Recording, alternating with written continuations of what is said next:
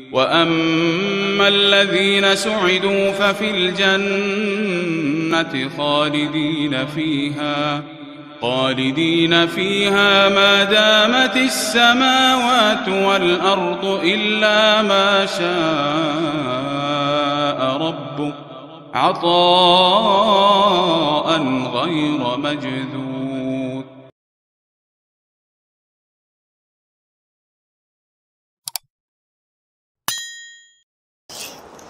بسم اللہ الرحمن الرحیم نحمدہ ونصلی علی رسولہ الکریم اما بعد. محترم دوستوں اور بزرگوں، میں علاج کے سلسلے میں شریعت کی تعلیمات آپ حضرات کے سامنے رکھ رہا تھا. پچھلی تقریباً 3 مجلسوں میں آپ نے پچھنا لگانے کے سلسلے میں نبی کریم صلی اللہ علیہ وسلم کی جو تعلیمات ہیں وہ سنی. ایک اور چیز کا بھی تذکرہ حدیث شریف میں آتا ہے، وہ ہے داغ لگوانا. اور میں اس کی حقیقت اس سے پہلے آپ کو بیان کر کے آیا کہ پہلے کے زمانے میں جب کسی انسان کا کوئی عضو کٹ جاتا تھا، وہاں سے خون رستے رہتا تھا یا بہتے رہتا تھا، اس کو بند کرنے کے لیے دوائیاں لگائی جاتی تھی. اگر دوائی سے وہ خون نہ تھمتا تو لوہے کا کوئی سلیا یا کوئی اور چیز گرم کی جاتی اور وہی گرم سلیا اس کے اس زخم کی جگہ جہاں سے خون بہہ رہا تھا لگایا جاتا، تو اس کی گرمی کی وجہ سے وہ خون تھم جاتا تھا. اس کو داغ لگانا کہتے ہیں. اور بھی بہت سی بیماریوں کے اندر اس طرح داغ لگانے کا علاج پرانے زمانے میں کیا جاتا تھا، جس کو عربی میں کئی کہتے ہیں یا اکتوا کہتے ہیں. داغ لگانے سے بہت ساری بیماریوں کا اور بھی علاج ہوتا تھا. تو داغ لگانا جائز ہے یا نہیں، اس سلسلے میں بھی نبی کریم صلی اللہ علیہ وسلم سے تعلیمات آئی ہیں. یہ روایت آپ اس سے پہلے 1 سے زیادہ مرتبہ سن چکے. حضرت عبداللہ ابن عباس رضی اللہ تعالیٰ عنہما فرماتے ہیں کہ نبی کریم صلی اللہ علیہ وسلم نے ارشاد فرمایا کہ بیماری سے شفا 3 چیزوں میں ہے. ایک تو پچھنا لگانے کے نشتر میں، دوسرے شہد پینے میں، اور تیسرے داغ لگوانے کے اندر.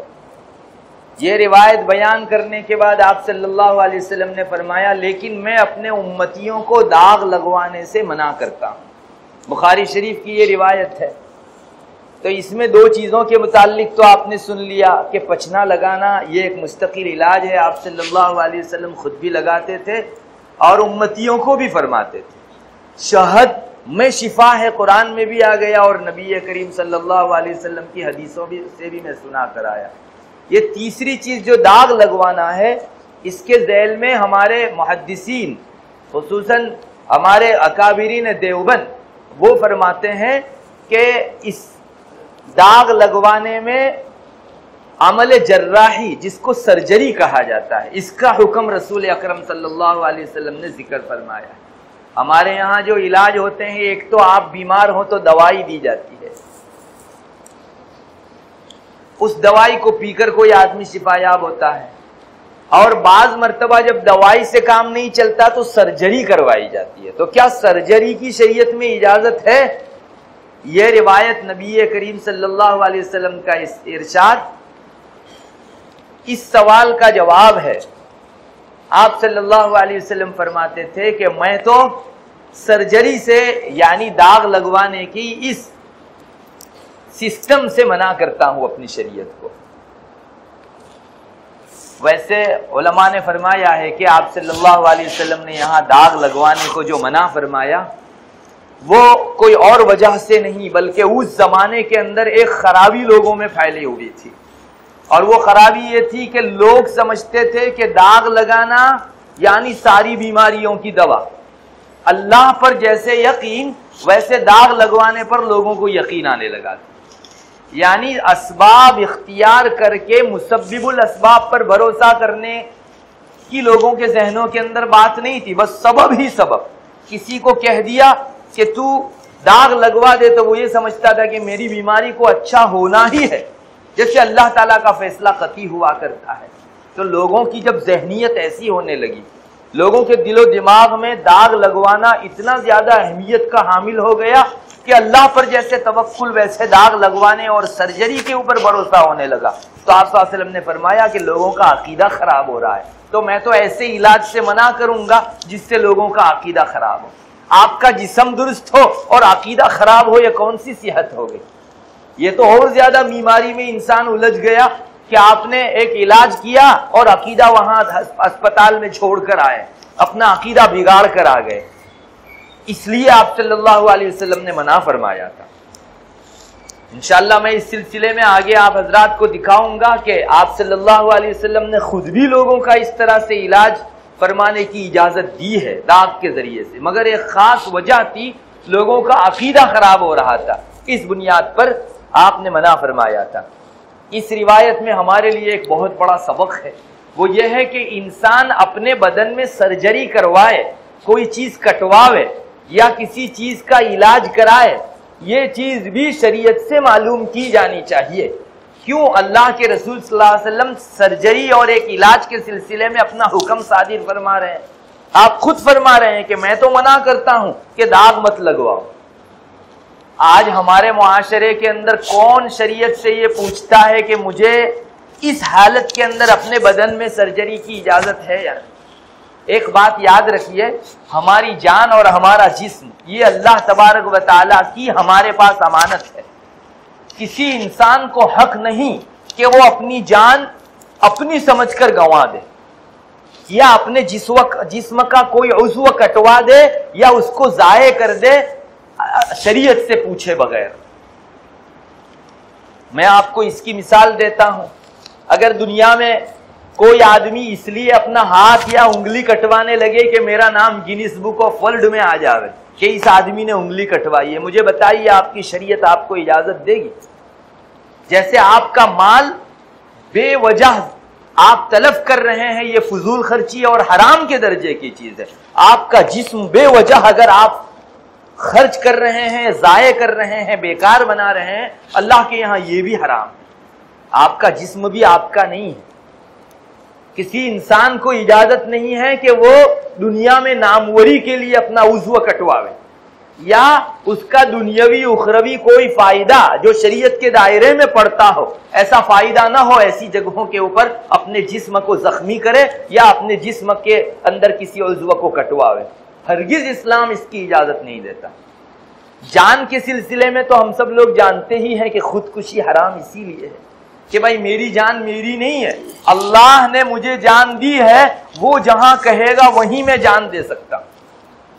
اگر اس کے علاوہ کسی اور جگہ میں نے جان دی تو اللہ کے یہاں مجھے جواب دہی کرنی پڑے گی کہ کیوں میری امانت کو ضائع کر کے آئے تم۔ دنیا جانتی، آج دنیا کے اندر حکومتیں اس پر بحث کر رہی ہے، کیبینٹوں میں اور سنسدوں میں یہ مدعا اٹھ رہا ہے کہ ہمارے خاندان کا کوئی شخص اگر مریض ہو، مثلا 4-5 سال سے کومے میں ہو اور وہ آدمی اچھا ہو، اس طرح کی ظاہری امید نہ ہو، تو کیا رشتہ دار اگر ڈاکٹر کو اجازت دے دیں کہ اس کو زہر کا انجیکشن دے کر مار ڈالا جاوے تو اس کی اتھارٹی خاندان والوں کو ہے یا نہیں؟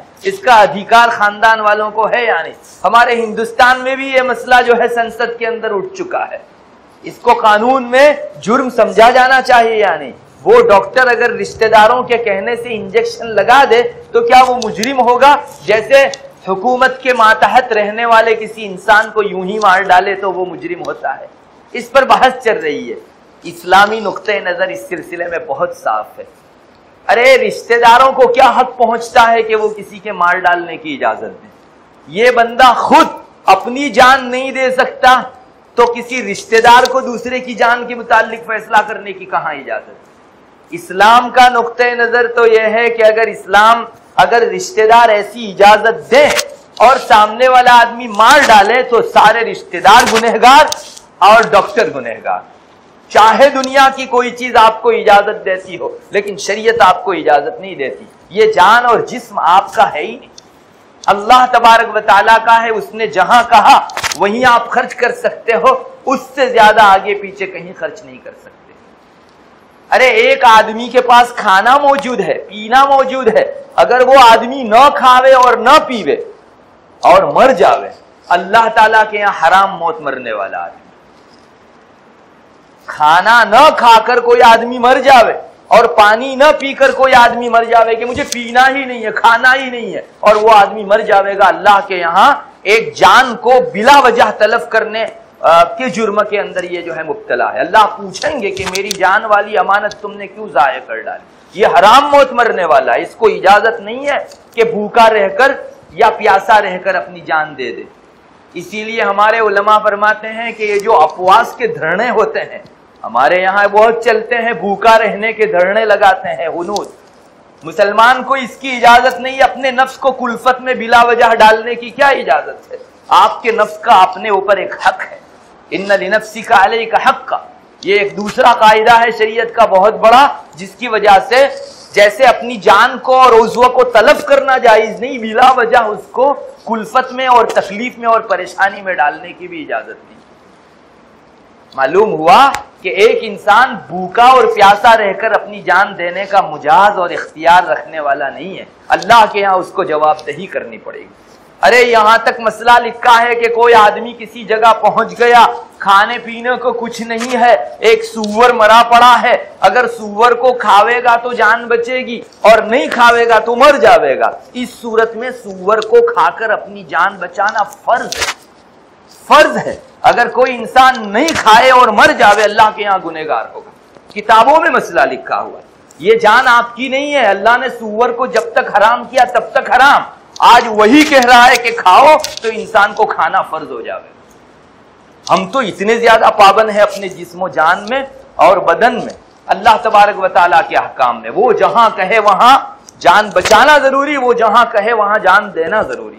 انسان اتنا زیادہ مکلف ہے اپنے جان کے سلسلے میں، مگر سچی بات یہ ہے کہ جب سے جدید ٹیکنالوجی اور سائنس کا دور دورہ چلا ہے، لوگ یہ بھول گئے ہیں کہ میری جان اور میرا جسم وہ اللہ کی امانت ہے۔ بے تحاشا لوگ فیصلہ کرتے ہیں، بے تحاشا لوگ اپنے متعلق ڈیسیزن لیتے ہیں، کہیں ذہن و دماغ میں دور دور تک یہ بات نہیں آتی کہ میرے جسم میں اگر مجھے کٹنگ کروانا ہے یا کوئی تصرف کروانا ہے تو وہاں بھی میری شریعت کو پوچھنا ایسے ہی لازم ہے جیسے میرے مال کے سلسلے میں شریعت کو پوچھنا لازم ہے کہ کہاں خرچ کروں، کہاں نہیں کر سکتا۔ بہرحال آپ صلی اللہ علیہ وسلم نے اس ارشاد کے اندر امتیوں کے سامنے ایک بہت بڑی چیز رکھ دی، تمہارے بدن کی سرجری میں بھی تم شریعت کے مکلف ہو۔ آپ نے فرمایا داغ لگوانے میں شفا ضرور ہے، لیکن میں اپنے امتیوں کو منع کرتا ہوں کہ یہ داغ مت لگواؤ، اگرچہ وہ ایک خاص سلسلے میں اور ایک خاص پس منظر اور بیک گراؤنڈ میں تھا، مگر اس سے یہ تو معلوم ہوتا ہے کہ انسان اپنے جسم و جان کے اندر بھی پابند ہے شریعت کا۔ لیکن ایک بات ساتھ میں یہ سناؤں گا کہ یہ ان اسباب کے سلسلے میں جو اسباب یقینی ہیں، جیسے کھانا اور پینا، یہ یقینی چیز ہے کہ انسان اگر بھوکا ہے کھانے سے اس کی بھوک ختم ہو جاتی ہے، پیاسا ہے پانی پینے سے اس کی پیاس ختم ہو جاتی ہے۔ اگر بعض اسباب ایسے ہیں کہ جو یقینی نہیں ہے بلکہ ہمارے تجربے اور گمان سے اور اٹکل سے ثابت ہوئے ہیں، تو اس جگہ اس سبب کو بجا لانا مومن کے ذمے میں فرض نہیں ہے۔ دوائی جتنی بھی ہیں ان کے بارے میں ہمارے علماء نے کتابوں میں لکھا ہے کہ دوائی سے شفا کا ملنا یہ یقینی نہیں ہے بلکہ ایک گمان کے درجے کی چیز ہے۔ چند لوگوں کو شفا ملی، ہم کو بھی اگر پیئیں گے تو شفا ملے گی۔ تو اگر کوئی آدمی دوائی نہ پی کر بیمار تھا، دوائی نہیں لی اور مر گیا، علماء نے مسئلہ لکھا ہے کہ یہ آدمی اللہ کا گنہگار نہیں ہے، چونکہ ایک یقینی چیز استعمال کرنے کے درجے کی یہ دوائی نہیں تھی۔ جیسے کھانے سے پیٹ ضرور بھرتا ہے، اس دوائی سے اس کو شفا یابی ہوگی کون کہتا ہے یقین؟ یہ کتنے ہی لوگ اسی دوائی کھا کر مرے ہیں جبکہ ان کے مقابل دوسروں کو شفا ہوئی ہے۔ ہمارے فقہا فرماتے ہیں کہ یہ تو بدن کے اندر کا جو سسٹم ہے اس کے اعتبار سے دوائی کا اثر ہوتا ہے، چنانچہ بعض لوگوں کے اندر کا سسٹم دوائی کے اثر کو قبول کرنے والا ہوتا ہے تو وہ شفا دینے والا ہوگا اور اللہ کی طرف سے دلانے والا ہوگا۔ اگر اندر فاسد ہو گیا ہے تو چاہے دنیا کی کیسی بھی دوائی دو، وہ دوائی کو بھی فساد میں کنورٹ کر دے گا، یہ ہمارے علماء نے فرمایا۔ اسی لیے تو مسئلہ تیار کیا گیا، ہدایہ وغیرہ سب جگہ یہ مسئلہ موجود ہے کہ اگر کوئی طبیب، کوئی ڈاکٹر شریعت کے دائرے میں رہ کر علاج کرتا ہے اور مریض اگر مر گیا تو اس مریض کا کچھ بھی ذمہ ڈاکٹر کے اوپر نہیں آئے گا، اس لیے کہ میں نے ہی تو دوسرے کو بھی ایسا علاج کیا وہ اچھا ہو گیا اور یہ مر گیا۔ وجہ اس کی یہ ہے کہ اس کی اندرونی طبیعت صحیح نہیں تھی، اس کے علاج کو قبول کر سکنے والی نہیں تھی۔ شریعت کے دائرے میں رہ کر ساری چیزوں سے چوکس پنا کر کے اگر کوئی ڈاکٹر دوائی کرتا ہے اور پھر سامنے والا مر جاوے تو ڈاکٹر کے اوپر ذمہ اسلامی روح سے نہیں آیا کرتا۔ ہاں اس نے کوئی چک کی تو چک جتنی ہوئی اس کے بقدر ہمارے فقہا لکھتے ہیں کہ اس پر ذمہ آ سکتا ہے۔ بہرحال میں تو آپ کو یہ کہنا چاہوں گا کہ دوائی کوئی یقینی نہیں ہے کہ اس سے شفا یابی ہی ہو جائے۔ ہمارے علماء نے مسئلہ کتابوں میں لکھا ہے کہ اگر ہمارا کوئی مریض ایسا ہے، بیمار ایسا ہے کہ جس کو وینٹیلیٹر پر چڑھانے کا ڈاکٹروں نے مشورہ دیا، گھر والے اگر اس کو وینٹیلیٹر پر نہ چڑھا کر گھر لے آتے ہیں یا آگے علاج میں نہیں بڑھتے اور یہ آدمی مر گیا، رشتہ دار گنہگار نہیں ہے۔ ہمارے علماء نے صاف لکھا ہے۔ وجہ اس کی یہ ہے کہ وینٹیلیٹر کوئی ایسا یقینی سبب نہیں ہے جیسے کہ کھانے پینے کی وجہ سے انسان کے پیٹ بھرنے کا یقین ہے۔ بس اس وجہ سے گھر کے لوگ جو ہے ایک آدمی کو مار ڈالنے کے گنہگار نہیں کہے جائیں گے۔ تو اتنا فرق ضرور ہے دوائی کے سلسلے میں اور کھانے پینے کے سلسلے میں۔ بہرحال میں تو آپ کو یہ کہنا چاہوں گا کہ نبی اکرم صلی اللہ علیہ وسلم نے اس ایک حدیث شریف میں مومنوں کے سامنے، امتیوں کے سامنے یہ ایک بہت بڑی چیز رکھ دی کہ مومن جیسے اپنے مال میں، اپنی ساری چیزوں میں کاروبار کرنے اور تصرف کرنے میں شریعت کو پوچھنے کا محتاج ہے، جسم کے بارے میں بھی وہ محتاج ہے کہ شریعت سے پوچھ کر کام کرے۔ مجھے کہاں علاج کس درجے کا کرانا چاہیے، کس درجے کی اجازت نہیں ہے، شریعت طے کرے گی، انسان کو طے کرنے کی اجازت نہیں ہے۔ وآخر دعوانا الحمدللہ۔